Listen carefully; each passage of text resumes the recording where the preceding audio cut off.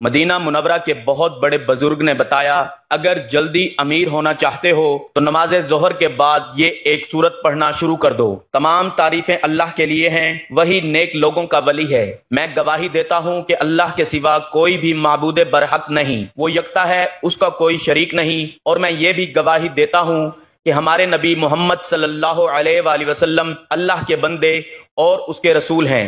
या अल्लाह उन पर, उनकी आल और तमाम सहाबा कराम पर रहमतें, सलामती और बरकत नाजिल फरमा। मोहतरम नाजरीन, इंसान जो ख्वाब देखता है जरूरी नहीं कि वो ख्वाब हमेशा अच्छे ही हों, बल्कि ये ख्वाब अक्सर औकात इंतहाई अजीबो गरीब होते हैं और बाज़ औकात तो ऐसे होते हैं कि इंसान उनको बयान करने में भी शर्म महसूस करता है। याद रहे कि ख्वाब अच्छा हो या बुरा, ख्वाब तो ख्वाब ही होता है और उसकी कोई ना कोई ताबीर जरूर होती है। बाज़ औक़ात अच्छे ख्वाबों की ताबीर अच्छी नहीं होती, जबकि बुरे ख्वाबों की ताबीर अच्छी होती है। इसलिए ख्वाब को बुरा नहीं समझना चाहिए, बल्कि अहले इल्म से उसकी ताबीर पूछ लेनी चाहिए। आज की वीडियो में हम आपको कुछ ख्वाबों की ताबीर बताने जा रहे हैं और आपको ये भी बताएंगे कि जब दौलत करीब आती है तो कौन सी 5 चीजें हैं जो इंसान को ख्वाब में दिखाई देती हैं। मतलब यह है कि अगर आपको इन 5 चीजों में से कोई चीज ख्वाब में दिखाई दे तो समझ लें कि दौलत आपके बहुत करीब आ चुकी है। अल्लाह पाक ने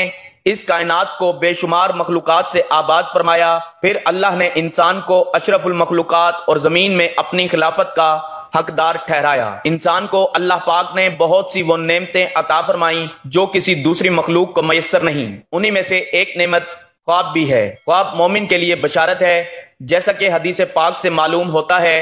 रसूलुल्लाह सल्लल्लाहु अलैहि वसल्लम ने इरशाद फरमाया, नबूवत खत्म हो गई, अब मेरे बाद नबूवत ना होगी, हाँ बशारतें होंगी। अर्ज की गई, वो बशारतें क्या हैं?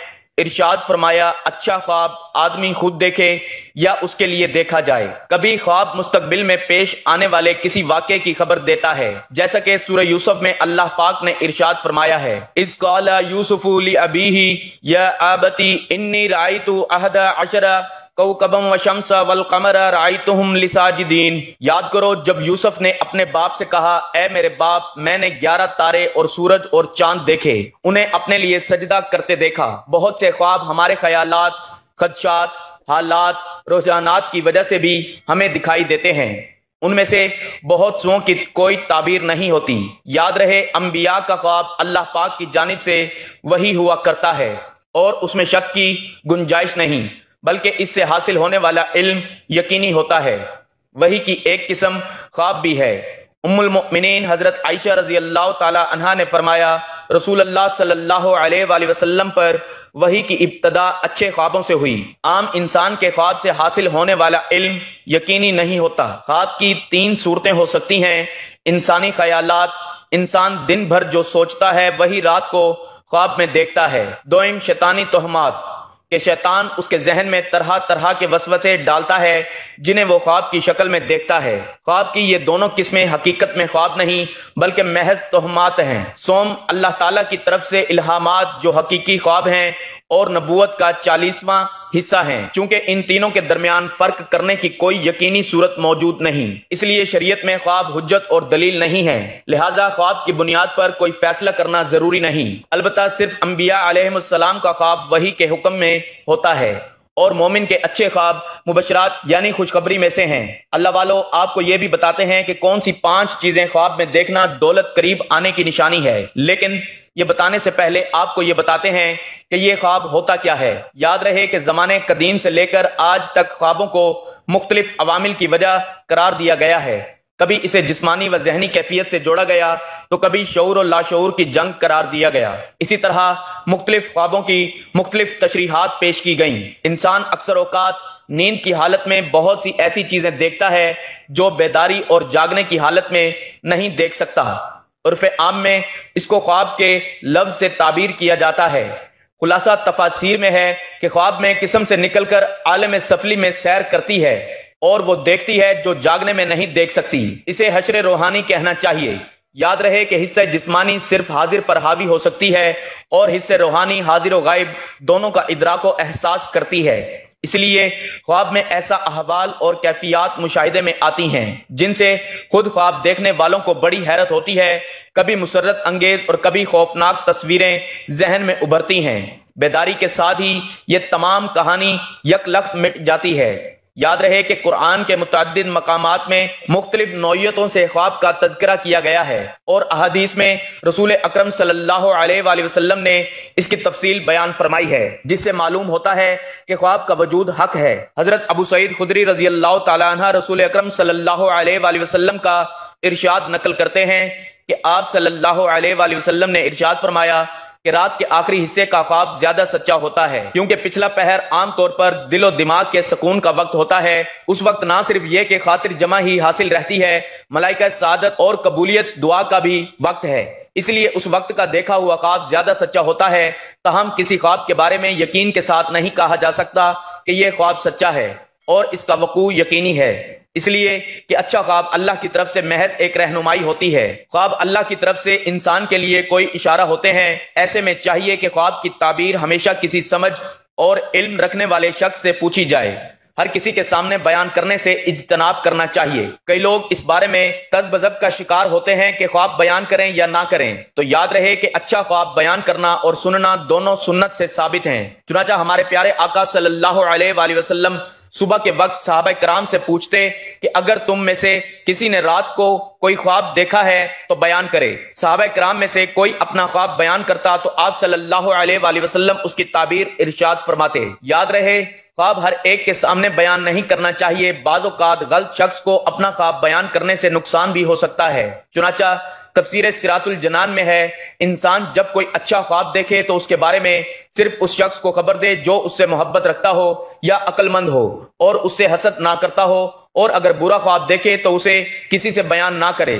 صحیح بخاری اور صحیح مسلم میں ہے، نبی اکرم صلی اللہ علیہ وآلہ وسلم نے ارشاد فرمایا، اچھا خواب اللہ پاک کی طرف سے ہوتا ہے، جب تم میں سے کوئی پسندیدہ خواب دیکھے تو اس کا ذکر صرف اسی سے کرے جو اس سے محبت رکھتا ہو، اور اگر ایسا خواب دیکھے کہ جو اسے پسند نہ ہو، اس کے شر سے اور شیطان کے شر سے اسے پناہ مانگنی چاہیے، اور اپنی بائیں طرف 3 مرتبہ تھتکار دے اور اس خواب کو کسی سے بیان نہ کرے تو وہ کوئی نقصان نہ دے گا۔ اس طرح کی ایک حدیث پاک کی شرح میں مفتی احمد یار خان رحمت اللہ علیہ تحریر فرماتے ہیں، یعنی اچھے خواب ضرور بیان کریں تاکہ اس کا ظہور ہو جائے، مگر بیان کریں ایسے عالم معتبر سے جو اس کا دوست و خیر خواہ ہو، تاکہ وہ تعبیر خراب نہ دے، اچھی تعبیر دے۔ خواب کی پہلی تعبیر پر ہی خواب کا ظہور ہوتا ہے۔ نیز فرماتے ہیں، اچھے خواب اللہ کی نعمت ہے، اس کا چرچا کرو۔ وَعَمَّا بِنِعْمَةِ رَبِّكَ فَحَدِّثْ، اور اپنے رب کی نعمت کا خوب چرچا کرو۔ اللہ والو، ہم آپ کو چند چیزوں کی تعبیر بھی بتائیں گے، لیکن پہلے آپ کو ان 5 چیزوں کے بارے میں بتاتے ہیں جو دولت کے قریب آنے کی نشانی ہے۔ دولت قریب آتی ہے تو 5 چیزیں خواب میں نظر آنا شروع ہو جاتی ہیں: پہاڑ دیکھنا یا پہاڑ پر چڑھنا، مچھلی دیکھنا یا مچھلی کھانا، خواب میں تخت دیکھنا، یا جس شخص نے خواب میں گھوڑا یا اونٹ کبھی دیکھ لیا تو سمجھ لیں کہ یہ دولت قریب آنے کی نشانیاں ہیں۔ آپ نے یہ 5 چیزیں ملاحظہ کی جو خواب میں دیکھنے کا مطلب ہے کہ دولت قریب آ چکی ہے۔ میری بات کو چند مزید تعبیرات کے بارے میں بتاتے ہیں جو نہایت دلچسپ ہے۔ خواب میں پیسہ دیکھنا، حضرت ابن سہرین رحمت اللہ علیہ فرماتے ہیں کہ خواب میں پیسہ جنگ اور خوشامد ہے۔ اگر دیکھیں کہ کسی کے پاس پیسہ ہے تو وہ کسی سے جھگڑا کرے گا، اور اگر دیکھیں کہ اس کے پاس بہت سے پیسے ہیں، دلیل ہے کہ سخت غم میں مبتلا ہے۔ حضرت ابن سیرین رحمت اللہ علیہ فرماتے ہیں، اگر دیکھیں کہ اس نے حج کیا تو حق تعالیٰ اس کے نصیب میں حج کرے گا۔ اگر بیمار یہ خواب دیکھے تو شفا پائے گا، اگر قرض دار دیکھیں تو قرض سے فارغ ہوگا، اگر مسافر دیکھے تو وطن کو سلامتی سے واپس آئے۔ خواب میں قرآن مجید دیکھنا، حضرت ابن سہرین رحمت اللہ علیہ نے فرمایا کہ خواب میں مصحف کی تعویل علم اور حکمت ہے۔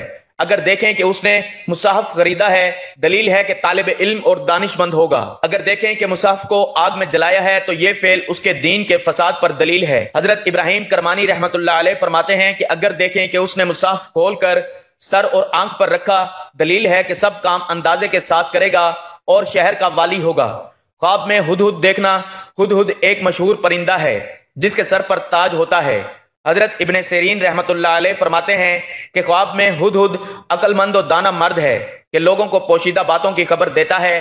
اگر دیکھیں کہ اس نے ہدہد پکڑا ہے یا اس کو کسی نے دیا ہے، دلیل ہے کہ مذکورہ صفت کے آدمی سے اس کی صحبت ہوگی اور اسے دانائی حاصل کرے گا۔ خواب میں چمیلی کا پھول دیکھنا، حضرت ابن سیرین رحمت اللہ علیہ فرماتے ہیں اگر کوئی دیکھیں کہ کسی دوست نے اس کو گلدستہ چنبیلی کا دیا تو دلیل ہے کہ درمیان ان کے کوئی گفتگو پیش آ جائے اور وہ ایک دوسرے سے جدا ہو جائیں۔ اگر کوئی عورت یہ دیکھے کہ اس نے چنبیلی کے پھول کسی درخت پر سے چنے اور اپنے شوہر کو دیے تو دلیل ہے کہ شوہر اس کو طلاق دے دے، اور اگر کوئی دیکھے کہ چنبیلی کے پھول اس نے اپنے غلام کو دیے تو دلیل ہے کہ اس کا غلام بھاگ جائے گا۔ خواب میں چاول دیکھنا۔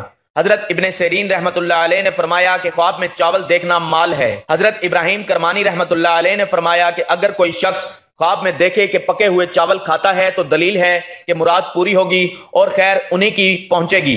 خواب میں دودھ دیکھنا۔ حضرت دانیال علیہ السلام نے فرمایا کہ میں نے تازہ دودھ اور خوب شیریں ذاتی مال پر دلیل ہے، اور اگر ترش ہے تو اس کی تعویل اول کے خلاف ہے، اور اگر دیکھیں کہ تازہ دودھ پیا ہے دلیل ہے کہ اسی قدر حلال مال پائے گا۔ خواب میں شراب پینا۔ حضرت ابن سیرین رحمت اللہ علیہ نے فرمایا کہ شراب کی تعبیر مال حرام ہے۔ اگر کوئی خواب میں دیکھے کہ شراب پی کر مست ہوا ہے دلیل ہے کہ مستی کے مطابق عزت اور رتبہ پائے گا۔ اگر دیکھیں کہ بغیر شراب پیے مست ہوا ہے دلیل ہے کہ اس کو بڑا خوف اور دہشت پہنچے گا۔ ہر انسان خواہ مرد ہو یا عورت بلا تخصیص نسل، ملت و مذہب مسائل و مشکلات کا سامنا کرنا پڑ جاتا ہے، اور پھر ان کے لیے وہ اپنے معاون و مددگار اور سہاروں کو تلاش کرتا ہے۔ یہ ایک فطری امر ہے کہ ضرورت کے وقت دوسروں کی طرف نظر اٹھ ہی جاتی ہے اور انسان ان سے اپنی حاجت پورا ہونے کی امید لگا لیتا ہے، مگر بسا اوقات دیکھا گیا اور اکثر لوگوں کو تجربہ بھی ہوا ہوگا کہ دیگر اور اجنبی تو کجا اپنے انتہائی قریبی دوست حتیٰ کہ خونی رشتہ دار بھی ایسے کڑے وقت میں منہ موڑ لیتے ہیں۔ وہ کوئی مدد و تعاون تو کیا کریں گے، الٹا تذلیل سے بھی نہیں چوکتے۔ لیکن ہم مسلمانوں کو اللہ جل شانہ نے ایک ایسی دولت اور یقینی سہارے سے نوازا ہے کہ جب کبھی بھی کیسی بھی کہیں بھی دنیا یا آخرت کی مالی ہو یا جسمانی غرض کوئی بھی ضرورت آن پڑے تو فوراً اسے بروئے کار لاتے ہوئے اپنی ہر ضرورت کو بغیر کسی انسانی مدد اور دستے سوال دراز کرنے کی ذلت و رسوائی سے بچتے ہوئے بآسانی پورا کر سکتے ہیں، اور وہ نعمت عظمیٰ سورہ یاسین ہے۔ 5 رکوع والی اس مبارک سورت کے پڑھنے سے زیادہ 10 منٹ ہی لگتے ہیں۔ حفاظ کا تو اتنا بھی وقت نہیں لگتا۔ اس سورہ مبارکہ کے کتنے فوائد ہیں اس کا اندازہ ہمیں محسن انسانیت حضور اکرم صلی اللہ علیہ وآلہ وسلم کی احادیث سے معلوم ہوتا ہے۔ حضرت عطا بن ابی رباح رضی اللہ تعالیٰ عنہ کہتے ہیں کہ مجھے حضور اکرم صلی اللہ علیہ وآلہ وسلم کا یہ ارشاد مبارک پہنچا کہ جو شخص سورہ یاسین کو شروع دن میں پڑھے اس کے تمام حوائج پوری ہو جائیں۔ جو شخص سورہ یاسین پڑھتا ہے اللہ تعالیٰ اس کے لیے 10 قرآن کی تلاوت کا ثواب لکھ دیتا ہے۔ ایک روایت میں آتا ہے کہ حق تعالیٰ شانہ نے سورۃ طٰہٰ اور سورۃ یاسین کو آسمان و زمین کے پیدا کرنے سے 1000 برس پہلے پڑھا۔ جب فرشتوں نے سنا تو کہنے لگے کہ خوشحالی ہے اس امت کے لیے جن پر یہ قرآن اتارا جائے گا، اور خوشحالی ہے ان دلوں کے لیے جو اس قرآن کو اٹھائیں گے یعنی یاد کریں گے، اور خوشحالی ہے ان زبانوں کے لیے جو اس کو تلاوت کریں گے۔ ایک حدیث میں ہے کہ جو شخص سورہ یاسین کو صرف اللہ تعالیٰ کی رضا کے واسطے پڑھے اس کے پہلے سب گناہ معاف ہو جاتے ہیں، بس اس سورت کو اپنے مردوں پر پڑھا کرو۔ ایک روایت میں آیا ہے کہ سورہ یاسین کا نام آسمانی کتاب تورات میں منعمہ ہے کہ اپنے پڑھنے والے کے لیے دنیا و آخرت کی بھلائیوں پر مشتمل ہے، اور یہ سورت دنیا و آخرت کی مصیبتوں کو دور کرتی ہے اور آخرت کے خوف کو دور کرتی ہے۔ اس سورت کا نام رافعہ حافظہ بھی ہے، یعنی مومنوں کے رتبے بلند کرنے والی اور کافروں کو پست کرنے والی۔ ایک روایت میں ہے کہ حضور صلی اللہ علیہ وآلہ وسلم نے ارشاد فرمایا کہ میرا دل چاہتا ہے کہ سورہ یاسین میرے ہر امتی کے دل میں ہو۔ ایک روایت میں ہے کہ جس نے سورہ یاسین کو ہر رات میں پڑھا پھر مر گیا تو شہید مرا۔ ایک روایت میں ہے کہ جو شخص سورہ یاسین کو پڑھتا ہے اس کی مغفرت کی جاتی ہے، اور جو بھوک کی حالت میں پڑھتا ہے وہ سیر ہو جاتا ہے، اور جو راستہ گم ہونے کی وجہ سے پڑھتا ہے وہ راستہ پا لیتا ہے، اور جو شخص جانور کے گم ہو جانے کی وجہ سے پڑھتا ہے وہ اس کو پا لیتا ہے، اور جو ایسی حالت میں پڑھے کہ کھانا کم ہو جانے کا خوف ہو تو وہ کھانا کافی ہو جاتا ہے۔ جو ایسے شخص کے پاس پڑھے جو نزا کی حالت میں ہو تو اس پر نزا میں آسانی ہو جاتی ہے، اور حالت ولادت والی عورت پر پڑھنے سے اس کی ولادت میں سہولت کر دی جاتی ہے۔ اسی طرح جب کسی بادشاہ یا دشمن کا خوف ہو اور اس کے لیے یہ سورہ یاسین پڑھی جائے تو وہ خوف جاتا رہتا ہے۔ محترم ناظرین، اگر آپ میں سے کوئی چاہتا ہے کہ وہ دن دگنی رات چگنی ترقی کرے تو نماز ظہر کے بعد ایک سورت کی تلاوت کرے، انشاءاللہ آپ کے رزق میں برکت ہوگی اور بہت جلد آپ رزق کی دولت سے مالا مال ہو جائیں گے۔ آپ نے کون سی سورت پڑھنی ہے یہ میں ابھی آپ کو بتانے لگا ہوں، لیکن وظیفہ شروع کرنے سے پہلے آپ نے ہمیشہ درود پاک پڑھنا ہے۔ درود پاک آپ کوئی سا بھی پڑھ سکتے ہیں، آپ صلی اللہ علیہ وآلہ وسلم پڑھ لیں یا صلی اللہ علی محمد پڑھ لیں یا پھر درود ابراہیمی پڑھ لیں۔ ایک بار ثواب کی نیت سے میرے ساتھ بھی درود پاک پڑھ لیں۔ اللہم صلی علی محمد وعلی آل محمد کما صلیت अला इब्राहीम व अला आलि इब्राहीम इन्नका हमीदुम मजीद।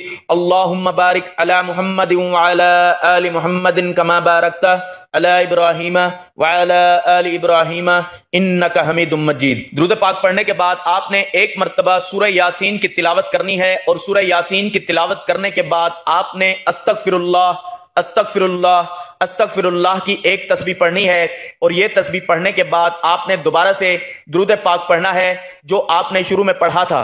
मोहतरम नाजरीन, ये अमल करने से आपके रिज्क में बहुत ज्यादा बरकत होगी, क्योंकि सूरह यासीन की फजीलत के बारे में तो सभी लोग जानते हैं। हजरत अनस रजी अल्लाह तआला अन्हु से रिवायत है, फरमाया कि रसूलुल्लाह सल्लल्लाहु अलैहि वसल्लम ने इरशाद फरमाया कि हर चीज के लिए दिल होता है और कुरान का दिल सूरह यासीन है, और जिस शख्स ने सूरह यासीन की तिलावत की तो अल्लाह ताला उसके लिए 10 बार कुरान पढ़ने का सवाब लिखेगा। अल्लाह ताला हम सबको कामिल यकीन के साथ इस पर अमल करने की तौफीक अता फरमाए, आमीन। नाजरीन, अल्लाह ताला के 99 नामों में से कोई एक नाम लिखकर कमेंट्स में जरूर शेयर करें। अल्लाह हम सबका हामी नासिर हो।